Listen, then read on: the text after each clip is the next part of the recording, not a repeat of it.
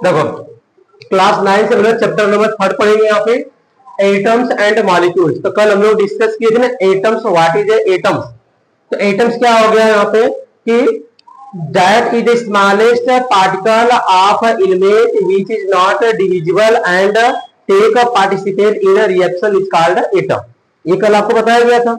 तो हम लोग देखो स्टार्ट यहां से करेंगे। और दूसरा हो गया atoms, two or more atom combine to form a fixed ratio is called molecule। दो या दो से ज्यादा अगर कोई भी मेटल एक दूसरे के साथ अगर मिक्स हो गया वो भी एक फिक्स रेशियो में, जैसे अगर हम बात कर लेंगे हाइड्रोजन और ये हाइड्रोजन, दो हाइड्रोजन एटम अगर एक दूसरे के साथ फिक्स रेशियो में कंबाइन हो जाएंगे तो ये हम लोग क्या बोलेंगे, मॉलिक्यूल बोलेंगे। क्लियर। तो हम लोग एटम्स और मॉलिक्यूल्स बाद में डिस्कस कर लेंगे। तो सबसे पहले हमारा इसमें क्या आएगा, लॉ ऑफ केमिकल कॉम्बिनेशन। और उसमें आपको ये भी बताया गया था कि जो एटम्स होगा ना वो जैसे हमारा अगर हम बिल्डिंग बनाते हैं तो बिल्डिंग में सबसे क्या होता है, स्मॉलेस्ट पार्टिकल जो होता है ईट होता है, वैसे ही हमारा क्या हो, कोई भी एलिमेंट का सबसे स्मॉलेस्ट पार्टिकल क्या होगा, एटम होगा। ठीक। देखो law of conservation of mass की बात कर लेंगे। अब देखो लॉ ऑफ केमिकल कॉम्बिनेशन। ठीक है। अब लॉ ऑफ केमिकल कॉम्बिनेशन का रूल ये होता है कि जब कोई भी केमिकल, जैसे अगर आप खाना बना रहे हो, फूड डाइजेस्ट कर रहे हो, अब दूध से दही बन रहा है तो वहां पे केमिकल प्रोसेस हो रहा है, तो उस केमिकल प्रोसेस में लॉ लगता है। अब इस लॉ में देखो अभी तक आपको पढ़ना कितना है, तो यहाँ पर जाएगा there are three law of chemical combination. देखो टोटल कितने दे रहे, 3 लॉ ऑफ केमिकल कॉम्बिनेशन। तो फर्स्ट की बात कर लेंगे law of conservation of mass, law of conservation of mass. देखो law of conservation of mass. Second की बात कर लेंगे लॉ ऑफ कांस्टेंट प्रोपर्शन। और थर्ड की बात कर लेंगे हम लोग लॉ ऑफ मल्टीपल। देखो थर्ड रहेगा लॉ ऑफ मल्टीपल प्रोपर्शन, मल्टीपल पर प्रोपर्शन। ठीक है। तो देखो आपको पढ़ना कितना है इसमें, आपको 9th में आपको सिर्फ 2 पढ़ना, और थर्ड वाला भी हम आपको बता देंगे। तो यहां तक आप नोट कर लिए। लॉ ऑफ केमिकल कॉम्बिनेशन और law of chemical combination there 3 type. ऐसे तो आप 11th में जब जाओगे ना तो इसमें आपको 5 टाइप पढ़ने के लिए मिलेगा। अभी आप 9th में तो आपको सिर्फ 3 दिया है नाम, लेकिन पढ़ना हमें 2। तो नोट कर लेंगे आप।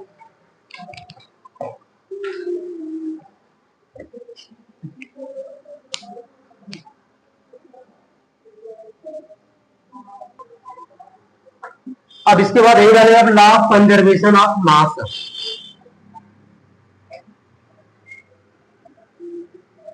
तो देखो अब हम फर्स्ट नंबर यही डालेंगे law of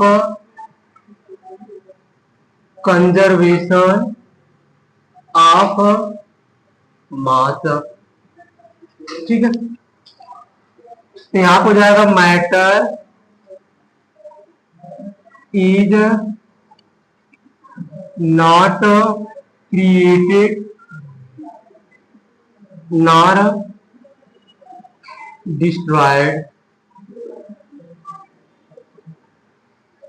matter is not created nor destroyed। ठीक है।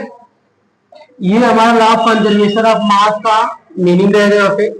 तो ये हमारा फर्स्ट नंबर हो गया। इसको सेकंड नंबर में लिखेंगे law of conservation of mass means that total mass of reactant are equal to total mass of product। Law of conservation of mass mean that total mass of reactant are equal to total mass of product. तो यहाँ पे देखो, यहाँ पे लिख देंगे total mass of reactant. अभी आपको समझाएंगे रिएक्टेंट क्या होता है और प्रोडक्ट क्या होता है। और यहाँ पे हो गया हमारा टोटल मास ऑफ प्रोडक्ट। ये देखो हमारा एक फार्मूला डिफाइन हो गया यहाँ पे, law of conservation of mass. तो law of conservation of mass की बात कर लेंगे तो matter is not created not destroyed. मतलब मैटर सिर्फ एक रूप से दूसरे रूप में क्या होगा, ट्रांसफर हो सकता है। वो हम ना ही उसको क्रिएट कर सकते हैं और ना ही हम लोग उसको डिस्ट्रॉय कर सकते हैं। अब ये थीसिस आ गया। अब ऐसे ही हमारा क्या होगा, एनर्जी के लिए भी रहेगा, energy is not created not destroyed. तो एनर्जी किसमें कन्वर्ट होगा, potential energy convert into kinetic energy, kinetic energy convert into potential energy. समझ में आई बात मेरी। तो देखो, law of conservation of mass means that total mass of reactant are equal to total mass of product. इसमें हमें क्वेश्चन सॉल्व करना है। अच्छा, अब नीचे शो हो रहा है, क्यों हो रहा है, दिख रहा है? ठीक। अब इसके law of conservation of mass दिया किसने है, तो law of conservation of mass, एक minute,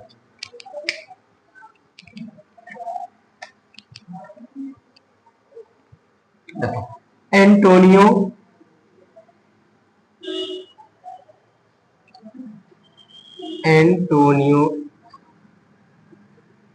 लेवासियर is given in 1774 law of conservation of mass। तो देखो, एंटोनियो लेवासियर इज गिवन इन 1774। आपको यहाँ पे ईयर से मतलब नहीं है, कभी अगर क्वेश्चन पूछा जाएगा तो ये पूछ सकता है कि conservation of mass, law of conservation of मास किसने दिया, तो क्या बोले, एंटोनियो लेवासियर। ठीक है, या एंटोनियो लेवाइजर। समझ में आई बात मेरी। क्या इन्होंने दिया कि matter is not created not destroyed. और इसका मतलब क्या हो गया, total mass of reactant equal का साइन है टोटल मास ऑफ प्रोडक्ट। ठीक है, यहां तक समझ गया। ये हमारा कंटेंट है। अब इससे क्वेश्चन कैसे मिलेंगे, अब एग्जांपल देखिए। ये सभी लोग नोट कर दिए। ठीक है, अभी रेट कर देते इसे।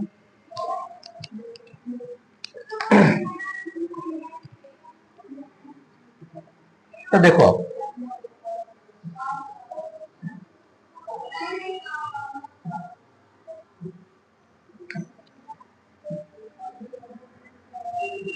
एग्जाम्पल हो गया 100 ग्राम ऑफ कैल्शियम कार्बोनेट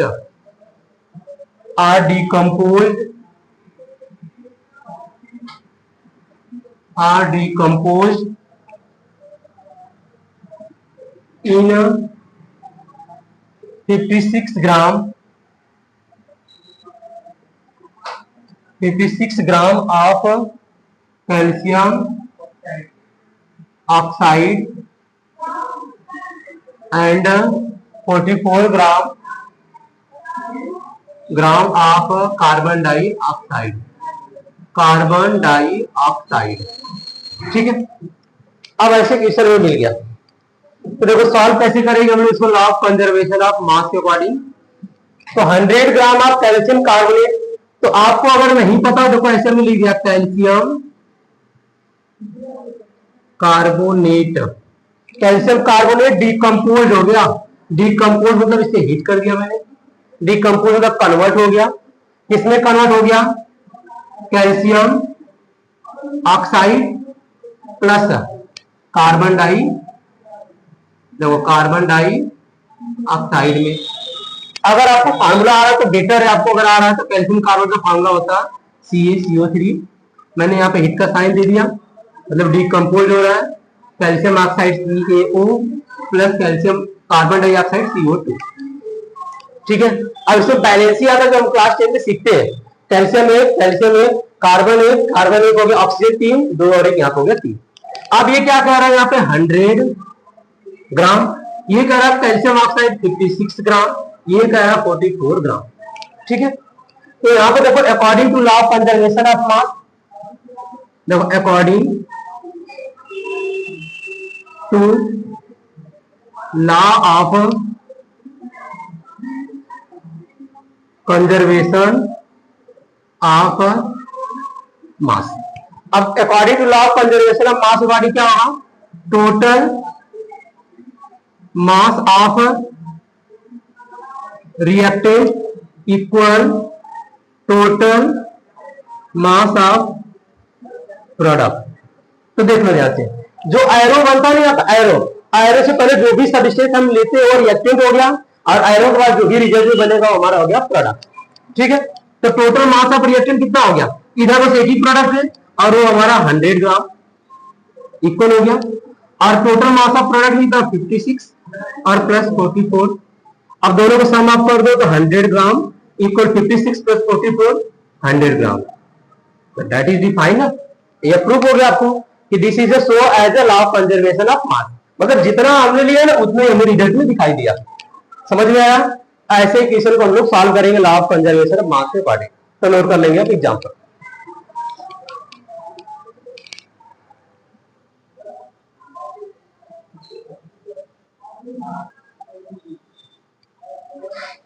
तो देखो अब नेक्स्ट क्वेश्चन है लॉ ऑफ कंजर्वेशन ऑफ मास में, तो कैसे हमें सॉल्व करना है यहाँ पे। देखो 5.3 gram of sodium carbonate reacted with 6 gram of ethanoic acid to form. Chemical में, केमिस्ट्री में ये वर्ड बहुत इंपॉर्टेंट रहेगा, याद रखना। To form 8.2 gram sodium ethanoate, 2.82 gram of carbon dioxide and 0.9 gram of water. अब ये क्वेश्चन है जितना बार करोगे उतना आपके लिए बेटर रहेगा। ऐसा नहीं कि अभी मुझे समझ में आ गया तो फिर इसके बाद हमें आ जाएगा। देखो अब हमें कौन सा रिएक्टेंट वाला पार्ट हुआ, कौन सा प्रोडक्ट वाला पार्ट हुआ, वो समझना जरूरी है। आपको ऐसा नहीं लगेगा शुरुआत में अगर ये आ गया तो रिएक्टेंट बाकी सब प्रोडक्ट। देखो बदल गया यहाँ पे, क्या बोल रहा है कि सोडियम कार्बोनेट। यहाँ पे अगर आपको फार्मूला नहीं आ रहा तो लिखो आप सोडियम कार्बोनेट, मैंने लिख दिया सोडियम कार्बोनेट। करा कि रिएक्ट विथ, रिएक्ट मतलब प्लस का साइन दे दो, रिएक्ट विथ एथेनोइक एसिड, तो मैंने यहां पे लिख दिया एथेनोइक एसिड। करा टू फॉर्म, जहां पे टू फॉर्म दिया मतलब समझ यहां पे बन गया एरो। अब इसके बाद प्रोडक्ट की बारी आ गई। प्रोडक्ट में क्या होगा 8.2 ग्राम ऑफ सोडियम का एथेनोएट, ये हो गया हमारा सोडियम एथेनोएट। ठीक है, सोडियम एथेनोएट। और इसके बाद क्या था 2.2 ग्राम ऑफ कार्बन डाइऑक्साइड, तो प्लस हमने दे दिया, जगह नीचे लिख देता हूं मैं, carbon dioxide, carbon dioxide plus and 0.9 gram of water, तो हमने यहाँ पे शो कर दिया वाटर। क्लियर बात समझ में आई? अगर आपको नहीं आ रहा तो ऐसे लिख लेंगे, बाकी मुझे देखो फार्मूला आपने लिख दे रहा हूं। सोडियम कार्बोनेट का फार्मूला होता है ना Na2CO3, तो आपको जहां पे अगर नहीं आ रहा जब भी मौका मिले पूछ लिया करो। ठीक है, एथेनोइक एसिड का फार्मूला हो जाएगा हमारा CH3COOH, आयरो बन गया हमारा। सोडियम का एथेनोएट आ गया यहाँ पे, तो CH3COO Na हो गया, और कार्बन डाइऑक्साइड CO2 हो गया, और ये हो गया वाटर हो गया। एक्चुअली हम 10 पे जाएंगे सब रिएक्शन आपको पढ़ाया जाएगा आपको। ठीक है, तो इससे अच्छा अभी से अगर हम प्रिपेयर करेंगे तो हमारा तैयार भी हो जाएगा। अब देखो सोडियम कार्बन कितना 5.3 gram reacted with 6 gram of ethanoic acid, तो 6 ग्राम हमारा एथेनोइक एसिड आ गया। To form 8.2 gram of sodium ethanoate, 2.2 gram of carbon dioxide, 0.9 gram of water. ठीक है, अब according to law of conservation of mass लगाना। ठीक है, तो यहां पे देखो according to law of conservation of mass, according to law of conservation of mass. ठीक है,